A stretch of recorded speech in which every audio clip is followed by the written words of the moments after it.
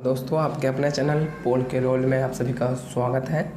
आज का हमारा टॉपिक है नमामि गंगे परियोजना के ऊपर। आज के इस वीडियो में हम जानेंगे नमामि गंगे परियोजना के बारे में, साथ में इस परियोजना की पूरा विस्तृत रूप से चर्चा आज के इस वीडियो में करने वाले हैं। तो चलिए टॉपिक की शुरुआत करते हैं।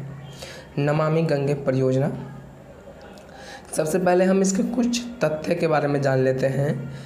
जैसे कि गंगा नदी ना सिर्फ सांस्कृतिक और आध्यात्मिक महत्व है, बल्कि देश की 40% आबादी पर निर्भर है। देश की 40% आबादी नदी पर निर्भर है, गंगा नदी पर निर्भर है।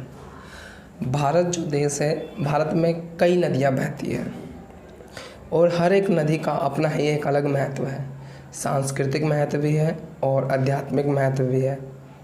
लेकिन गंगा नदी अपने आप में ही एक अलग प्रकार की नदी है। गंगा नदी को यहाँ पे काफ़ी ज़्यादा आध्यात्मिक रूप से पूजा जाता है, गंगा माँ कहा जाता है। और इस नदी पर 40% आबादी इसी नदी पर निर्भर है। अगर आपको याद हो तो 2014 में न्यूयॉर्क में भारतीय समुदाय को जब संबोधित करते हुए प्रधानमंत्री ने कहा था, अगर हम गंगा नदी को साफ़ करने में सक्षम हो पाए तो यह देश की 40% आबादी के लिए एक बड़ी मदद साबित होगी। और गंगा नदी एक सफाई का एक आर्थिक एजेंडा भी है। वाराणसी से जब सांसद बने 2014 में माननीय प्रधानमंत्री नरेंद्र मोदी जी ने, तो उन्होंने एक बात कही थी कि माँ गंगा की सेवा करना मेरे भाग्य में है। माँ गंगा की सेवा करना मेरे भाग्य में है। और उसी के तहत जुलाई 2014 में उन्होंने नमामि गंगे कार्यक्रम की शुरुआत करी। अब हम जानेंगे कि नमामि गंगे कार्यक्रम क्या है। तो चलिए शुरू करते हैं नमामि गंगे कार्यक्रम। तो नमामि गंगे भारत सरकार का एक कार्यक्रम है जिसका उद्देश्य गंगा नदी को कारगर ढंग से स्वच्छ बनाना है। इस लक्ष्य को पाने के लिए इसमें सभी हितधारकों को भी संलग्न किया गया है। विशेषकर उनको सम्मिलित किया गया है जो गंगा घाटी के राज्य हैं, जो गंगा घाटी में स्थित हैं, जैसे कि उत्तराखंड, उत्तर प्रदेश, झारखंड, बिहार और पश्चिम बंगाल। इन 5 राज्यों को इन स्वच्छ यानी नमामि गंगे परियोजना में शामिल किया गया है, संलग्न किया गया है, क्योंकि ये इन्हीं 5 राज्यों से होकर गंगा नदी बहती है। इस कार्यक्रम में जो कार्य किए जाते हैं वे नदी की सतह की सफाई, इसमें गिरने वाले नाली प्रवाह का उपचार, रिवर फ्रंटों का विकास और जैव विविधता का विकास, वनारोपण एवं जन जागरूकता के कार्य हैं।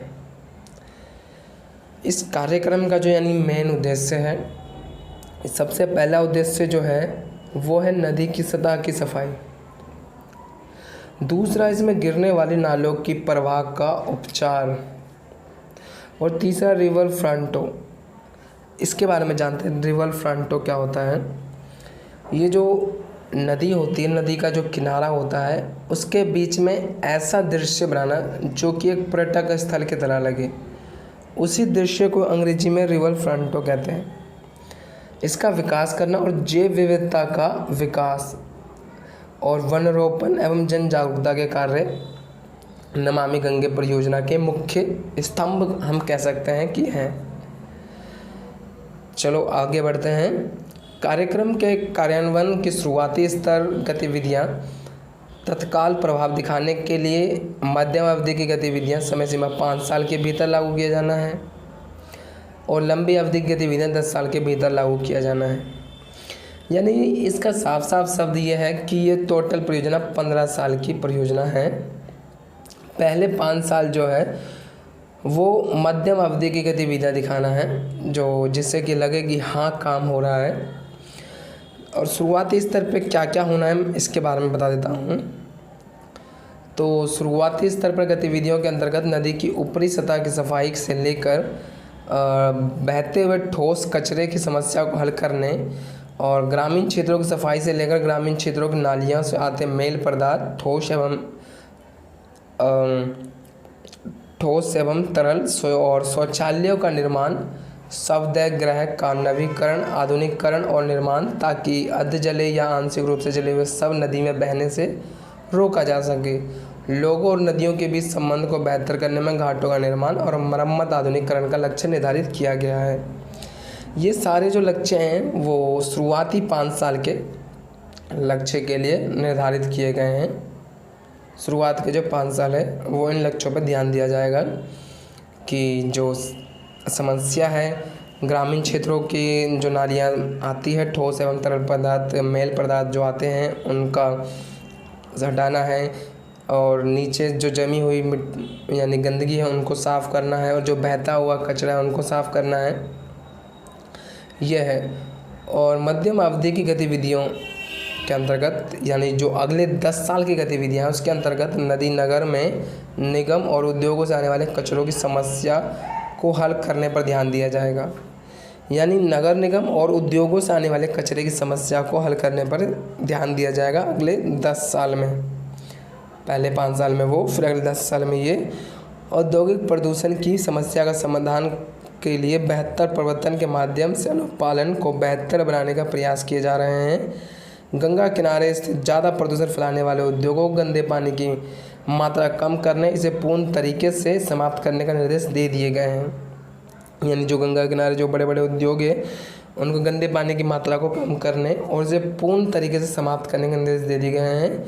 प्रदूषण नियंत्रण बोर्ड इन निर्देशों के क्रियान्वयन के लिए कार्य योजना पहले से ही तैयार कर चुका है और सभी श्रेणी उद्योगों को विस्तृत विचार विमर्श के साथ समय सीमा दे दी गई है। सभी उद्योग को गंदे पानी का बहाव के लिए रियल टाइम ऑनलाइन निगरानी केंद्र स्थापित करना होगा। तो ये तो थी गंगा नमामि गंगे परियोजना के बारे में मध्यम अवधि के जो कार्य होने हैं उनकी चर्चा।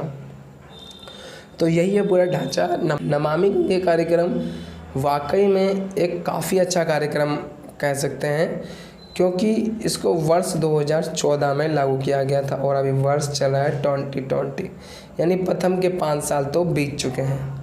अब जो अगले 10 साल बच रहे हैं उनमें ये काम होने हैं कि नगर निगम से आने वाले कचरे और जो उद्योग से हैं, उद्योग से जो आते कचरे हैं उनको ध्यान देना है बाकी, ताकि जिससे कि गंगा नदी साफ़ हो सके।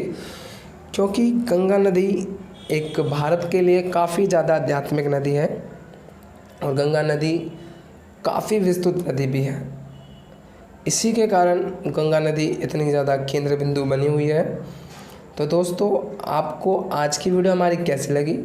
अगर आपको वीडियो अच्छी लगी हो तो लाइक करें, कमेंट करें, सब्सक्राइब करें चैनल को, साथ में अपने दोस्तों के साथ शेयर करना ना भूलें। धन्यवाद।